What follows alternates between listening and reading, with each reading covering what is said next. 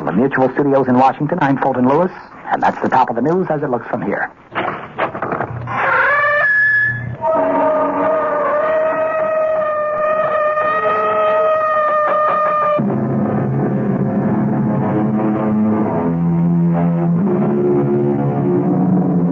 Come in.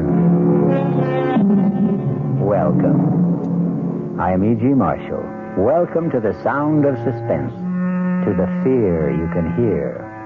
For the next 52 minutes, I'll be your companion on a journey to a place in the past. It used to be that only the mystics believed you could go back, relive your life.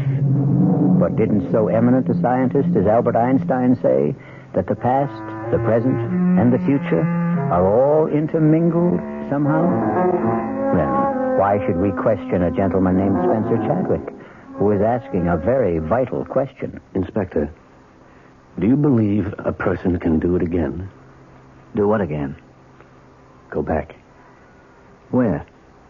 To that point in his life where it went wrong. It turned sour. And correct it. No. No, I don't believe it's possible. Well, I'm doing it, Inspector. I'm doing it. I'm changing it. I've gone back. Inspector, I've gone back.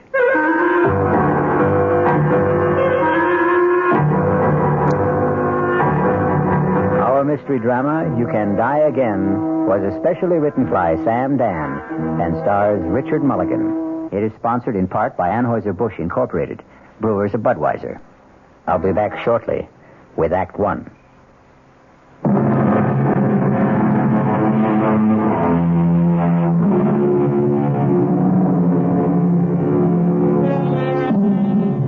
This evening, we're concerned with bright young men.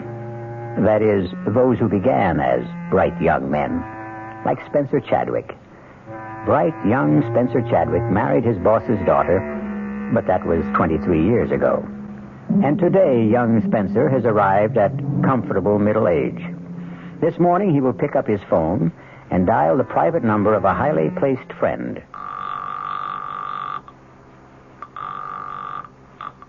Chief Inspector Faraday's office, Sergeant Milrose speaking. Sergeant, this is Spencer Chadwick. Oh, good morning, Mr. Chadwick. Connect you right away. Spence, I hope you're not calling to cancel our golf date. No, Martin. I'm calling to tell you I murdered my wife. I won't believe it, Spence. I can't believe it.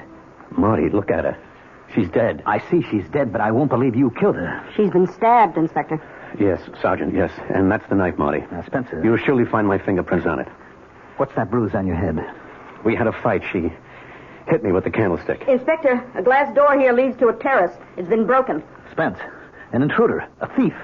Did he slug you and kill Margaret? No, I killed Margaret. But that broken door... She tried to get away. I dragged her back into the room. Whose place is this? Mine. I didn't know you had an apartment downtown. I've been staying with a girl. Spence, you're talking to me, your closest friend, Marty Faraday. Excuse me, Inspector. Shall I start the routine? Yes, of course, Sergeant. Are you going to arrest me, Marty? I have to.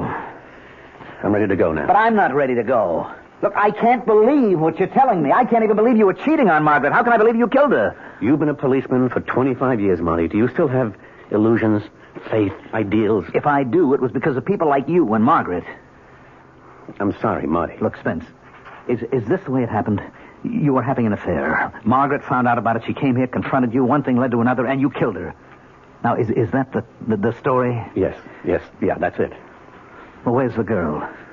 I suppose she's dead, too. You suppose?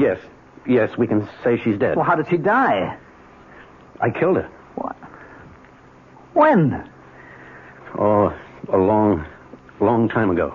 A long time? Spence, you're not making any sense. How could you have killed her a long time ago if Margaret confronted the two of you here today? I don't know. I don't know. Now, just arrest me, and don't ask me any more questions. I have to ask, Spence. I can't accept what you're telling me. Now, think. How could you have killed her a long time ago? Or did she kill me? Spence, please, tell me what happened. It doesn't matter. Look, I want to help you, Spence. I'm your friend. You know that. You won't believe me. Try me. Just try me. It's even hard for me to believe it. But it's true. Spence, sit down, will you? Will you just sit down and try to pull things together? Tell me what happened. What happened? It started one morning. It was 3 months ago. I came downstairs. Margaret was at the breakfast table. Morning, darling. Coffee? Thanks, yes. Any mail, Margaret? Nothing worth delaying breakfast. Card from my brother. Where is he now? He had to put in for repairs at Pago Pago. That's Pengo. When is he coming home? Oh, next year, maybe. Or the year after, when he gets bored or tired or needs money or decides to get a new girlfriend or another boat. And he's 38 years old. And he'll never get anywhere. Don't say that. It seems to me he goes everywhere. Oh, his life and yours, darling? A study in opposites. You were born poor and you wound up rich. He was born rich, wound up poor. Dinner tonight with the Satterfields. What for? What for? Oh, my God. I practiced for almost 5 minutes before you came down, tossing off what I just said in an offhand, casual way. Dinner with the Satterfields. This is the coup of the century. A dinner party at the home of Senator Satterfield. Ask me how I did it. Why do we want to have dinner with Senator Satterfield? Spence, you asked me to arrange for the invitation. I disagree completely with the man's principles. Oh, we understand all that, but you're the one who decided to give politics a whirl. When did I decide to do that? Well, they say the sign of a really solid marriage is if the wife can accept jokes at breakfast. Shall I remind you of that Chinese or Indian saying that you've been spouting lately? A man spends his first 20 years living for himself, his next 20 living for his family, and his next 20 living for his country. It was you who decided. Dinner's at 7:30, black tie. So be home early, Spence? You're not listening. Darling. Why are you looking at me like that? Is there something wrong? Who are you?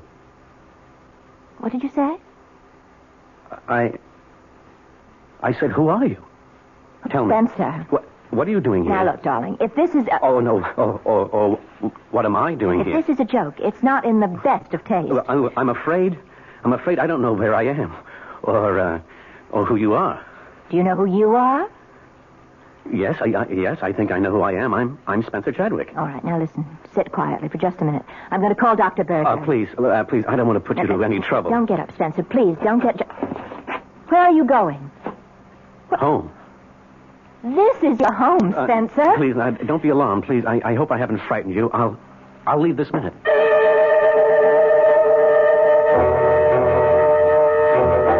You mean that after 23 years of marriage, you look at your wife one morning and you don't know who she is? Yes, Martin. All right. You walked out of the house. Now, where did you go? I hailed a cab. Now, where to, pal? I don't know. It's all right. None of us knows where we're going. Just answer this. Where do you want me to take you? Just drive. Okay, you're the doctor. What do you think, the Redskins got any kind of chance this year? All right, let's try politics. You think Satterfield's going to run again? Well, as my old man would have put it, you wasn't exactly vaccinated with a phonograph needle. Driver, why are you headed north? Well, you said to drive. The Chadwick building is down on Jefferson Square. I distinctly told you to take... You distinctly told me nothing. What would I be doing in your cab at 9 o'clock in the morning if I didn't intend to go to my office? Yes, sir.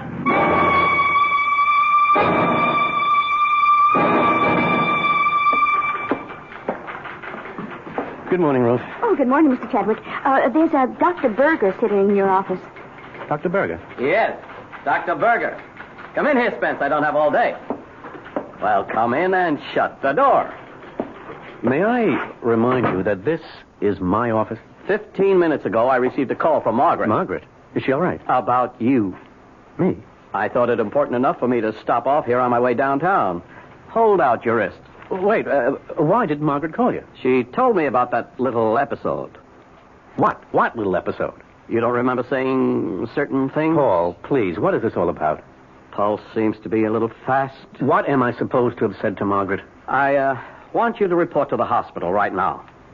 You can't just walk into my office and tell me to report to the hospital. Who says I can't? But what's the matter with me? I don't know. That's why I'm putting you into the hospital. What did Margaret tell you? That you didn't know who she was. Well, how could I not know who she was? Have you had moments when you didn't know people, or you didn't know where you were, or what you were doing there? Well, certainly not. Now, level with me, Spencer. Listen, those things, they happen sometimes to everybody. How often do they happen to you? Well, The incident with Margaret, was it the only one? well, Spencer, I'll see you at the hospital in 30 minutes.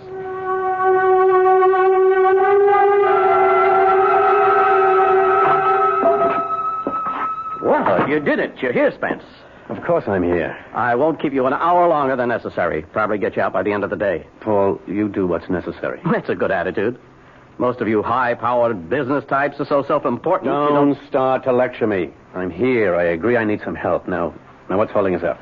I am. I'm talking to you when I should be arranging for tests. Now, you just relax. Listen to some music, read, take a nap. I'll see you.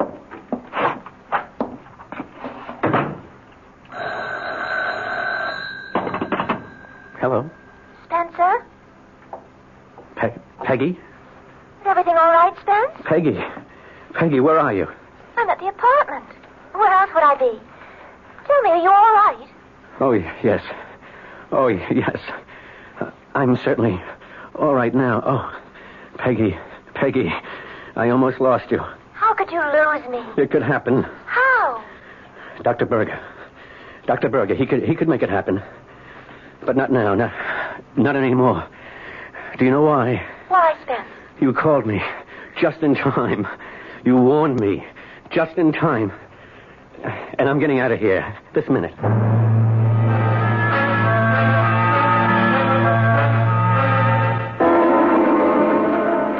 Mr. Chadwick. Yes, Ruth? Aren't you supposed to be at the hospital? I'm not supposed to be anywhere except in my office during the business day. Oh, yes, sir. This Dr. Berger, he's been calling just about every 5 minutes. And your wife. Shall I get them for you? No, I left Dr. Berger a note saying I changed my mind about the necessity for what we were discussing. Now, tell him I have nothing to add. Oh, yes, sir. Oh, call my wife and remind her we have a dinner date with Senator Satterfield. And no calls. No calls. I don't want to talk to anyone. Yes, sir. Except a young lady. She'll call herself Peggy.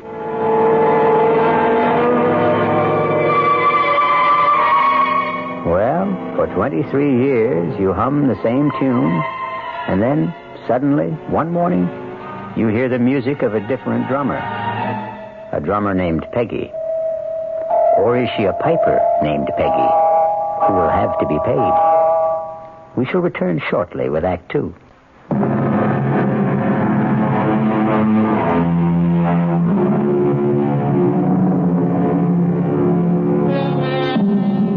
And so we have Spencer Chadwick in complete command, ready to take hold of his life and run it his own way, starting with his wife. Spencer? Is that you? There's no problem. It's not even 6:45. I can be dressed and ready to leave in 20 minutes. Spencer, there is a problem. You made Dr. Berger look like a fool today. He read my note. It explained everything. You made yourself look like a fool. You admitted to the hospital, and less than an hour later, you sneaked out. I did not sneak out. I got dressed, went to the desk, and said, I'm leaving. Send me the bill. But, Spence, you're not well. I've never felt better. You should be in the hospital. Margaret, please stop running my life. What did you say just now, Spence?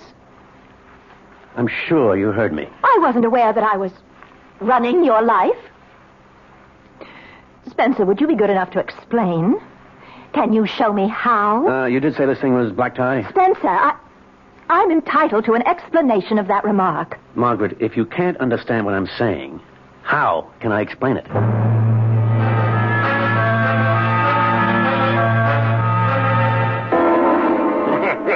Quite a man, this husband of yours, Miss Chadwick.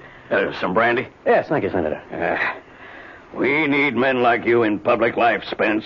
Fellas with their heads screwed on straight. You know, I have an opportunity to recommend a man for a presidential advisory commission on... I don't think I'd be interested, Senator. I like your style, Chadwick.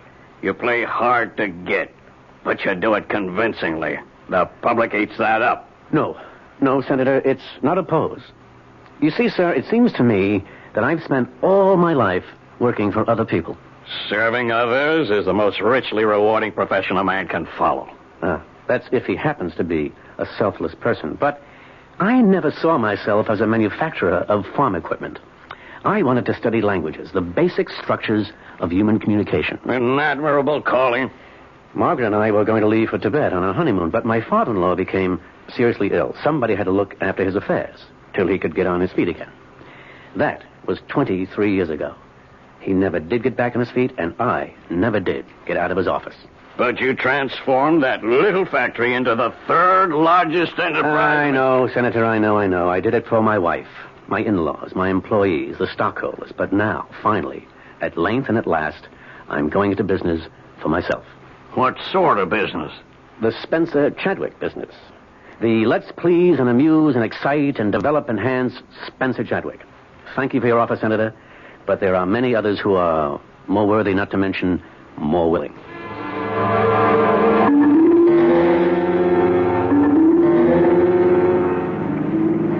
Spencer, when did you decide you were no longer interested in public service? Oh, it's been building for a while. We'll have to talk. Oh, about what? About what? I don't know if this is a pose or... Margaret, I'm sure I can explain. Now, let's drop in somewhere for a nightcap. No, let's get home. Now, do you remember what you said to me this morning? No. You insist you don't recall our little scene at breakfast? No, I'm very sorry. You looked at me this morning, and you said, "Who are you?" You said it with sincerity and conviction. You meant it. Look, I may have been... You may have been what? Daydreaming. No, it was not daydreaming. It was wishful thinking. Oh, Margaret, what are you saying? Spencer, you're having an affair. What? Please don't deny it. But I'm not. It fits in with what Dr. Berger told me. About what? When you say to me, "Who are you?" it means you no longer want to know me. You're trying to wish me out of your life. Oh, Margaret, I can tell you... Now listen, Spencer, don't try to insult my intelligence or yours. And then, what just happened at Senator Satterfield's? What just happened? Well, suddenly you're no longer interested in public service. Why? If you heard me talking to him, you'd know that finally I want to do things for me. But he as much as offered you a post that you dreamed about. A sensitive post. And you could become an important man nationally. You've spoken about it a dozen times. Margaret, I no longer care about it. Well, of course not. Because you've become controversial. Make enemies. And then they try to get something on you. And now that you're having an affair, you're vulnerable to scandal. But I am not having... Oh, don't lie to me. That just makes it worse.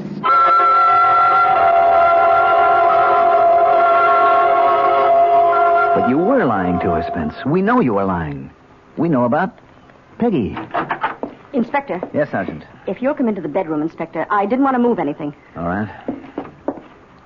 Now, sir, here are these pictures. Are these Peggy? Are they, Spence? Yes.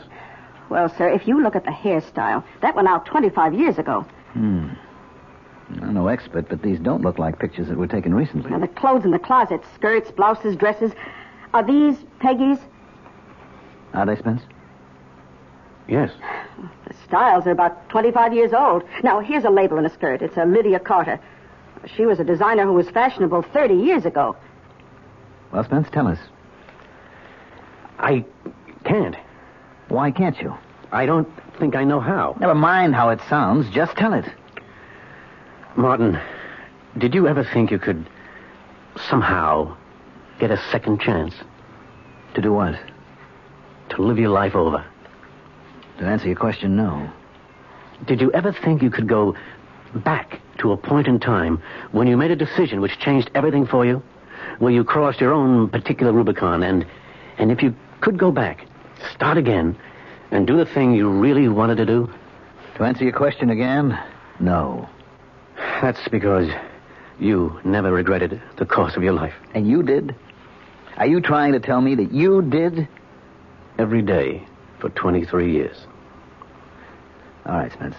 I won't press you. No, Marty, don't put that sympathetic tone in your voice as if you think I'm some kind of nut. Look, you could plead insanity. Once again, Marty, I'm not crazy. Temporary insanity. Not for 1 minute.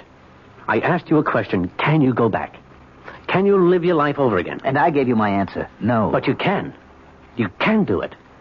I did go back. Not for long. But I did go back. All right.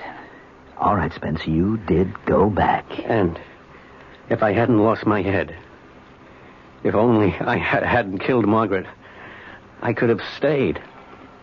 I could have started over.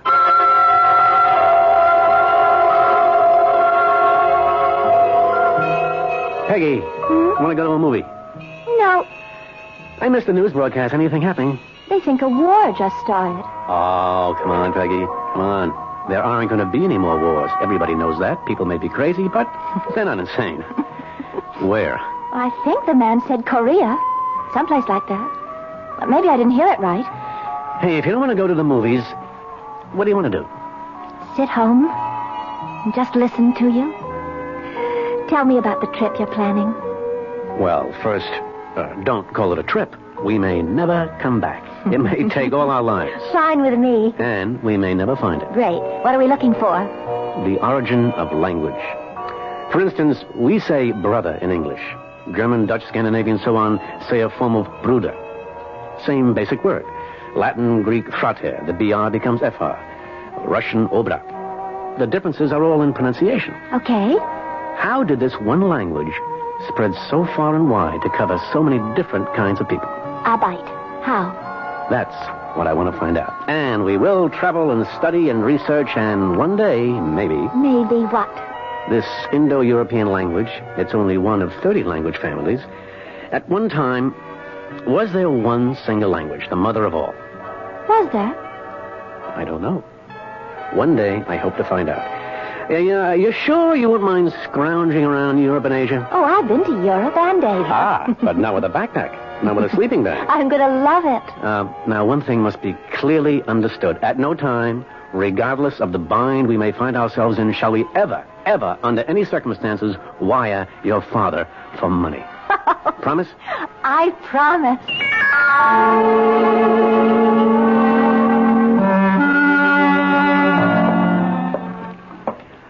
Hello, Margaret. Where have you been, Spencer? Oh, excuse me. I hope that doesn't sound shrewish. Well, no, it doesn't. Or as if I'm trying to run your life. Please, Margaret, cut it out. The reason I ask is because I had prepared dinner. I know. Didn't you get my message? Yes, I did. I got it at 8. Meanwhile, at 7, the Millers, the Brownsteins, and the Gladwells arrived. No, the Gladwells were here at 6:30. But why? You had asked me to invite them to dinner. And these are your friends, Spencer. I'm sorry, Margaret. I'm sorry. Yes. Well, if they were people I like, I would have been humiliated. This way, I was merely embarrassed. Well, I got through the evening. Somehow. Spencer, tell me. Who is she? Margaret, believe me, there is no... I start with the premise that it's my fault. Somewhere I must have failed you. I've gone wrong. But I don't know where, and I don't know how. Tell me, Spence. Tell me. Margaret, please, Margaret. Please, Margaret, what? Oh, Spencer, I've been happy. You've been happy. Our marriage, it's been the envy of so many of our friends. Oh, darling, has it been a lie? Have we been living a lie all these years? Do you want the answer? I demand an answer. The answer is yes, it's been a lie. Who is she, Spence?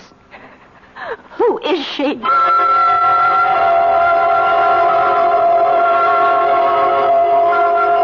Who is she, Spencer? Who is Peggy? I won't tell you, Martin. I should say, who was Peggy? Inspector, do you remember some time ago you saw Mrs. Chadwick? It was on business, I remember. Oh, yes. Yes, I do. It had to do with a burglary, Spence. A burglary in your house. Believe me, Margaret, this is no bother at all. You see, I felt if I called the local precinct, I'd have police traipsing all about the place. It just isn't worth it. Well, what happened? Well, it's silly, but... Well, you know us. We never throw anything out. It's a sound idea. The worthless junk of yesterday has suddenly become expensive antiques. It's incredible. Yes, Margaret. All right, I'll be brief. We have a storage space where we keep old things, clothes, knickknacks, stuff that you say you'll throw out sometime. You never get around to it. You never do. And? Well, it's all been stolen. Stolen? It's missing. Well, it must have been stolen. I don't care about it, but it's just unnerving to consider that the house has been broken into. Well, send a list of the stuff to Sergeant Milrose. It's not important, but I feel that since a crime has been committed, it should be reported. Did I do the right thing? Of course you did, Margaret. That list. I gave you that list, Sergeant. It's on my desk, sir. I'm sure most of the items in this closet were on it. Spencer, you were the burglar. Technically, yes. She needed clothes, Marty. That girl, she's a fantasy. No, not Peggy.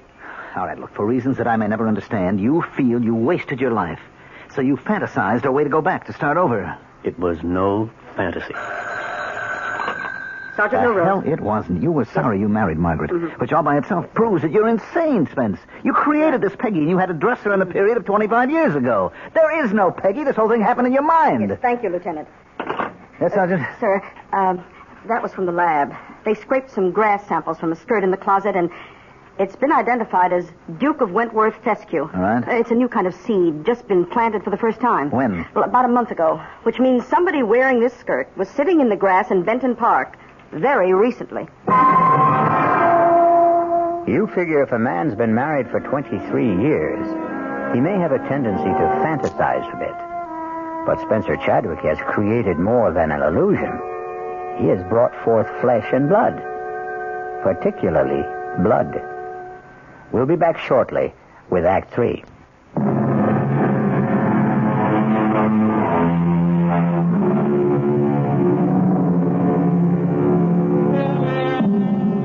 It was all right while Peggy was only an illusion. She was Spencer Chadwick's private affair.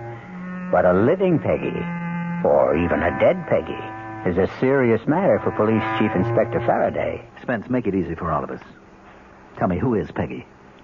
Or who was Peggy? We can find out, Spence. We can check with the neighbors, the janitor, circulate your picture in the neighborhood, ask people if they've seen you around with a girl. You'll never find her. Don't say that. It's virtually impossible for a person to disappear without a trace. I still say you'll never find her. Damn it, Spence, I can't get used to it. You and Margaret, and then you and this Peggy. How could you live with both of them? Didn't things get rough at home? Yes. Well, what brought on the showdown? Well, after a while, we couldn't go anywhere without Margaret seeing her. Come on, rockabye! Spencer, What? is that the girl? What? Who? That girl. She's been looking at you all afternoon. Oh, Margaret, believe me. Why don't you invite her down here? She'll have a better view from our box. Oh, Margaret. No reason we shouldn't all behave in a civilized manner. Introduce us. Margaret, I never saw that girl before in my life.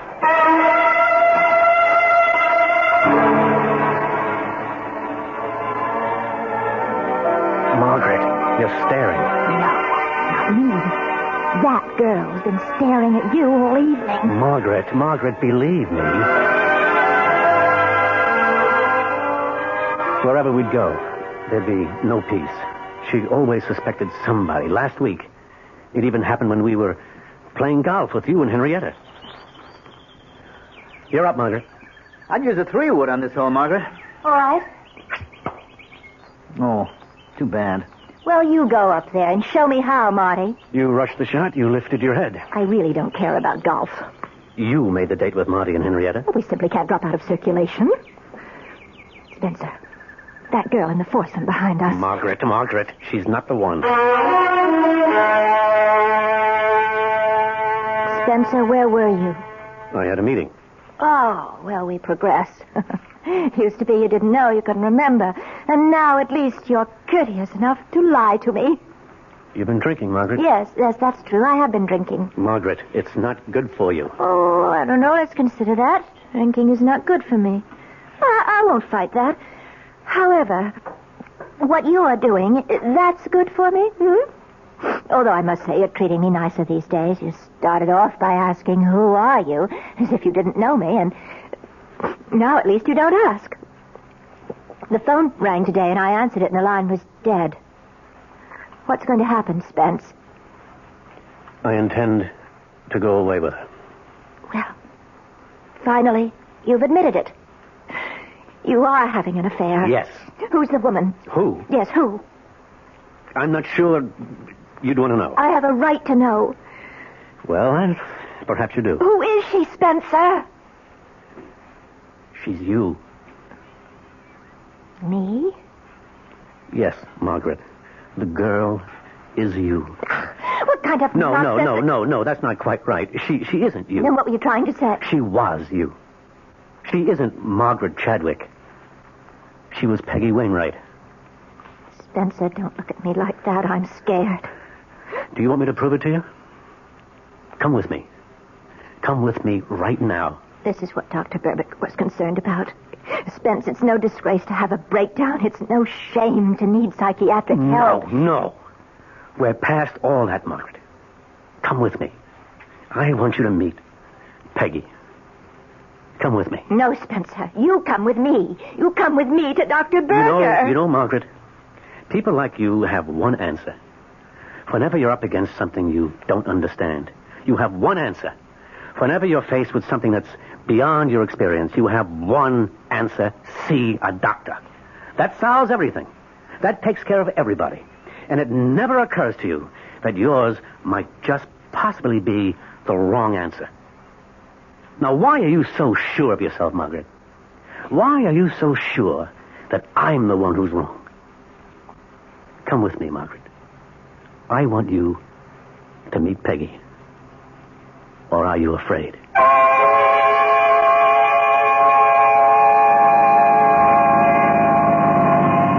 Does it look familiar, Margaret? Spence. This is 32 Benton Boulevard. It's our first address. I remember. Do you remember the apartment number? 3A. Oh, don't tell me it's still there. See for yourself.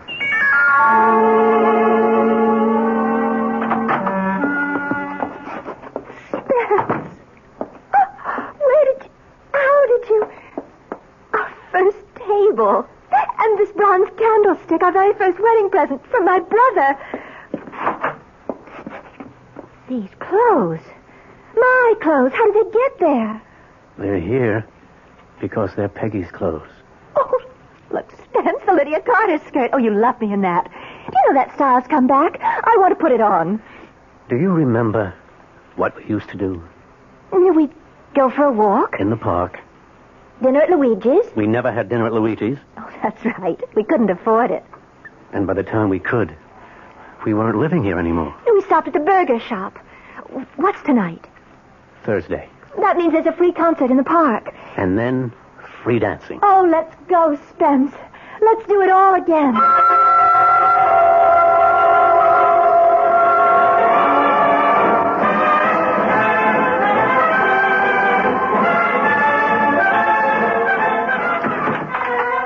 I never realized how much fun we had in those days. They were great days, Peggy. Peggy. I always liked Peggy better. Somewhere along the line, you stopped calling me Peggy. When exactly did you stop calling me Peggy? When you became Margaret. I always wondered about that. How did I become Margaret? Why? Take a look around. See, Peggy? All the bags, the trunk. We're packed for the trip.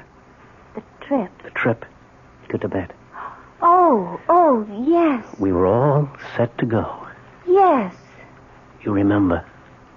Yes. As a matter of fact, you were a little bit sick from the shots, remember? Remember? Yes. And then the telephone rang. The phone? Yes. The phone rang. It was... It was my mother. Yes, it was your mother. I remember. Answer the phone. Go ahead, answer it. You answered it that night. Hello? Yes. Yes, Mother? Oh, no. Yeah, all right. All right, we'll go there. Right away. What is it, Peggy? My dad. He's had a stroke. How bad? Well, they don't know yet. Oh, Spence, I don't think we can... I can't leave Mother alone right now. No, we won't. Oh, Spence. I knew you'd understand. That's when you became Margaret. That's when you were no longer my wife, but your father's daughter. Take off the skirt. Leave it here. Go home. It belongs to Peggy. Spence, what's the matter with you? I'm Peggy. That night was the start of it. The start of what? The start of a campaign to mold me into the kind of man you had in mind.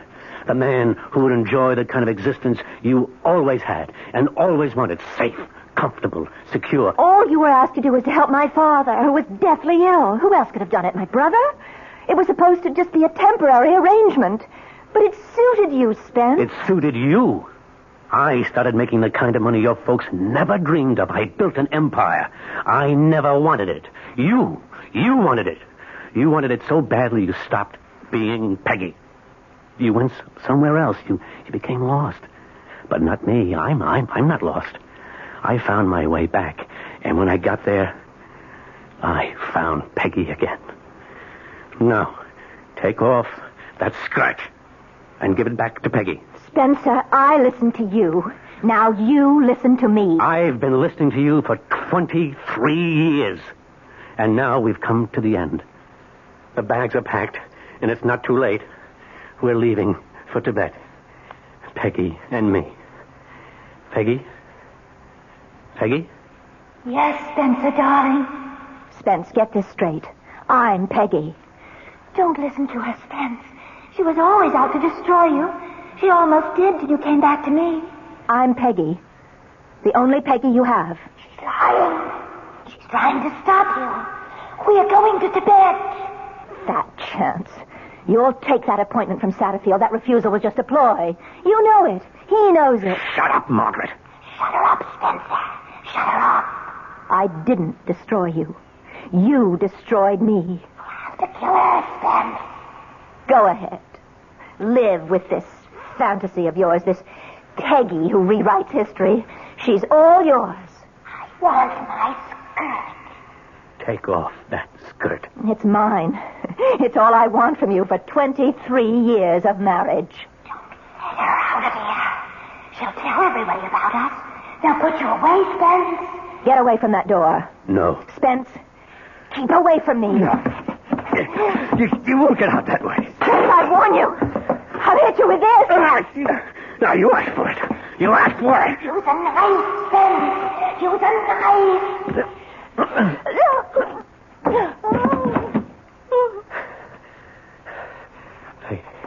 Peggy? Peggy? Where are you? Peggy? You killed us both, Spence. Oh. Margaret. Margaret.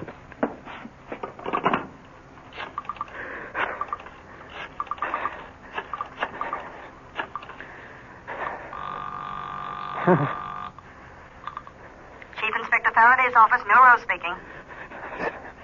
Sergeant, this is Spencer Chadwick. I just murdered my wife.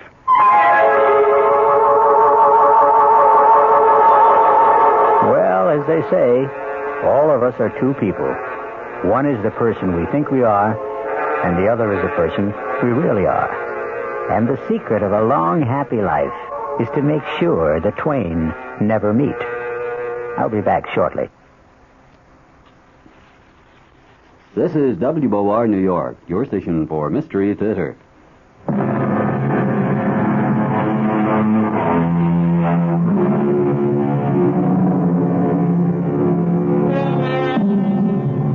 Well, the jury's still out.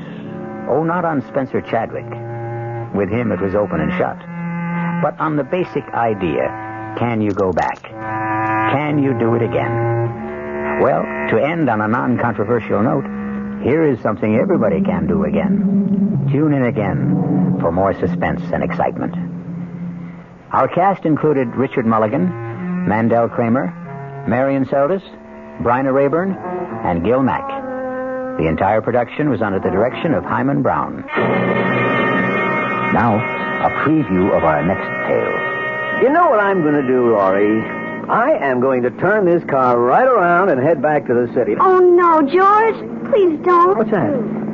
We all fall. You hear something like singing? Ring of roses. Let me open the window. A pocket full. It's a woman singing that old nursery rhyme.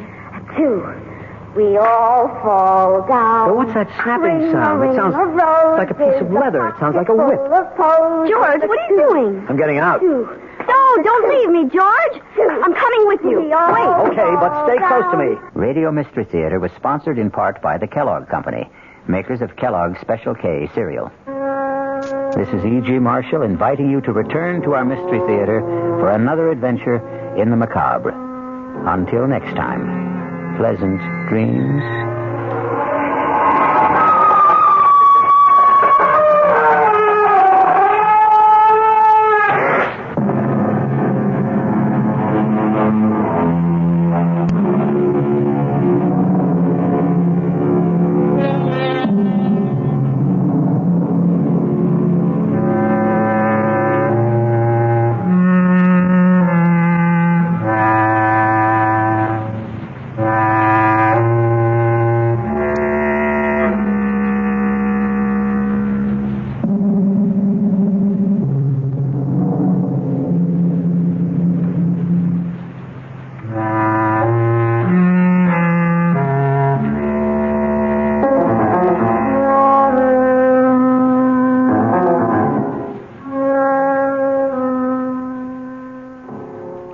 The preceding Mystery Theater program was furnished by the CBS Radio Network.